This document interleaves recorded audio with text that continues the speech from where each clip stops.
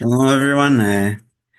Last week, Rosh Yeshiva said that I was abundant in knowledge, and I was looking for one of the sources which I thought I remembered about how they would punish a kohen who fell asleep on duty.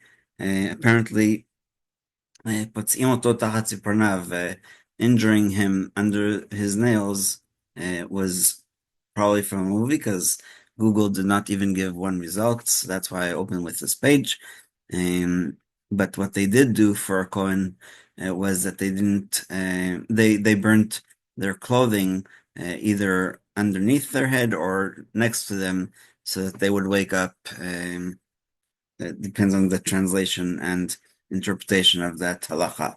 So, one of the things that we are going to discuss is all kinds of social and acceptable jewelry and stuff like that that people wore on their body on Shabbat and also during the week. So the question is something that Miodea, it's a website that I really love because they give a lot of information, but they have this disclaimer that, like any library, Miodea offers tons of great information, but does not offer personalized professional advice and does not take the place of seeking such advice from your rabbi, because so they give quite a few different answers why it is necessary to ask your own rabbi, and basically the answer is because your rabbi knows you better than anybody else, and if you have a relationship with the rabbi, then sometimes the answer will be different for you than for somebody else. For example, we discussed this morning in Mishnah about Perot Shvi'it, the fruit of the seventh year, and to find out if you can trust this person who's giving you food, if it is or isn't under the category of purity, which was practiced during the Second Temple.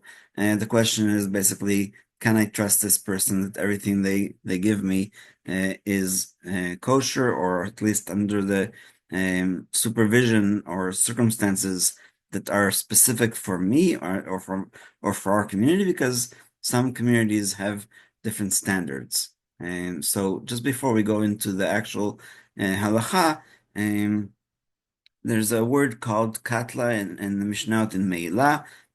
I remembered it from Shabbat, and actually it does say that it's in Shabbat. So the word katla was used for a woman wearing a katla, which the commentary Yachin Boaz and the one by Rambam says means a necklace made out of or with gold.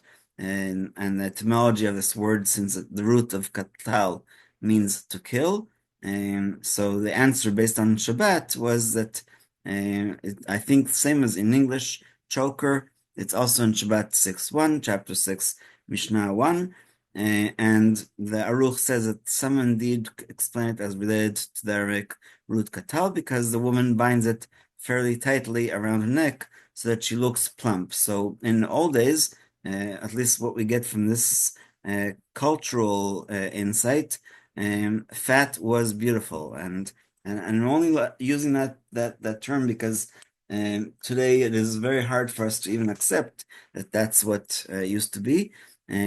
So when I learned the Mishnah in Shabbat, it was taught that it was actually a wrap around the neck that looked like skin color, and so it would look like the woman was actually larger in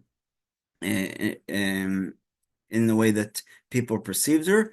And the reason why the Mishnah said that she's allowed to go out with it on Shabbat is because it's not likely at all that she would take it off to show any of her friends what this is, because the idea was, if I am, again, fat, or whatever the politically correct word is, that means that when I have children, I will be able to nurse them, and I won't be famished, and so and also I find that people who are a little bit overweight are a lot more calmer because they're not uptight about diets and stuff like that. So that's just my observation from life, and now let's go into what clothing and secondary clothing we are allowed to carry on Shabbat.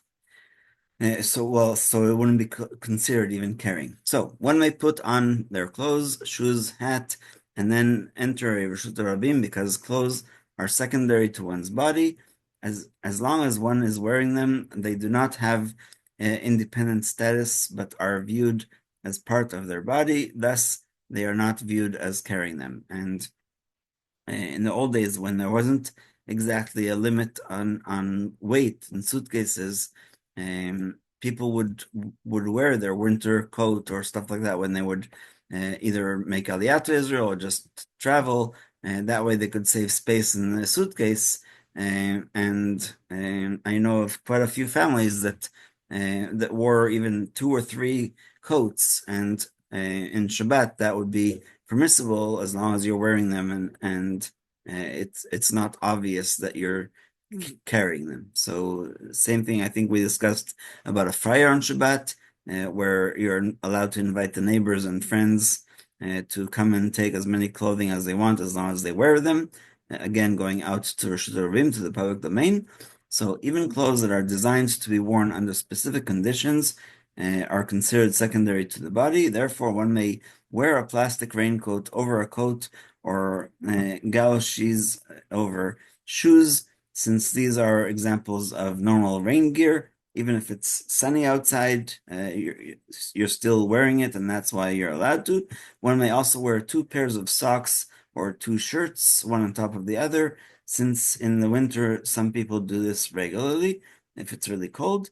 Therefore, if one wishes to bring their friend a shirt via Reshut Rabim, they can wear it over their own shirt and walk to their friend's home, even during the summer. However, if they just pick up the shirt or carry it over their shoulder and then enters the Reshut Rabim, they violate the Torah law of carrying from a private domain to a public domain. If a woman wants to carry a blanket or tablecloth through the public domain, which is what we talked about, the katla, she may wrap herself in it the way she would wrap herself in a shawl, even though these items are not themselves clothes. As long as they are worn in the same fashion as clothes, one may enter a different domain with them. Similarly, one who is going to immerse in a mikvah can wrap himself or herself in a towel and walk through Roshut Rabim, and one who wants to carry a kerchief may wrap it around their neck like a scarf and go out. So all of these are discussed in the Mishnah Berurah and the Shema Shabbat Kehilchata. The underlying principle is that one may wear any item in the normal manner of dressing.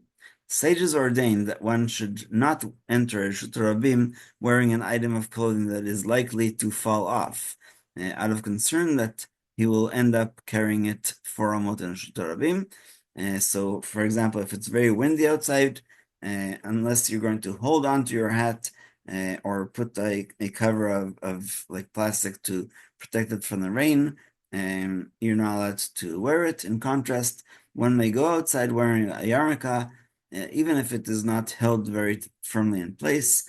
Even if it were to fall off, we are not concerned that he would carry it for Amot, since a man may not walk for Amot without a head covering. Therefore, if it falls off, we can assume that immediately after picking it up, they will replace it on their head. And maybe a tiny joke. One of our members, when he was asked about his bald spot, so how does he keep the kippah on? He said that he had a vacuum suck to keep it on their head. Some maintain that one should not wear gloves in an area without an eruv. After all, if it becomes warm, they might take them off, put them in his pocket, and walk for Amot, thus violating Torah law. The Chatchila, it is proper to be stringent, but the custom is to be lenient. And again, it depends on the culture, it depends on the place you live in, and what is acceptable. The poskim disagree about the status of a plastic cover that is made to protect a man's hat from the rain. Some forbid wearing this cover, arguing that it is not worn in the same way as clothing, and its sole purpose is to protect the hat. Others permit wearing it, maintaining that it is indeed worn in the same way as clothing. One who wishes may be lenient, and in many shuls that I've been in North America, it's already on the hat, even when they take it off to put on their tefillin or other things during davening. So let's just look in a little bit of items that are secondary to clothing. Um, any items that are normally attached to clothing, such as buttons and pockets, are considered part of the clothing and secondary to the person's body. Thus, there is no prohibition of carrying them. Like I said earlier, in these halachot, their wallet used to be a pocket that was detached and would be tied to their belt or some other way to the clothing. So that would be prohibited. But if there's already pockets sewn into the pants and stuff like that, that is permissible. Even though carrying buttons or pouches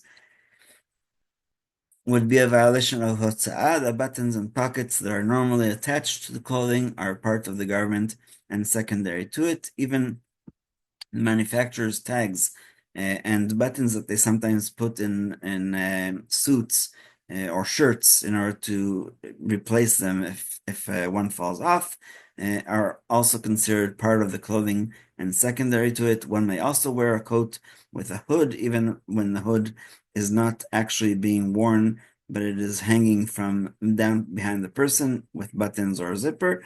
Even though he has no intention of putting it on, the hood is still considered part of the coat. Items attached to clothing for decorative purposes, like buttons on the cuffs or of a suit or feathers attached to a hat or another garment, are also considered part of the garment.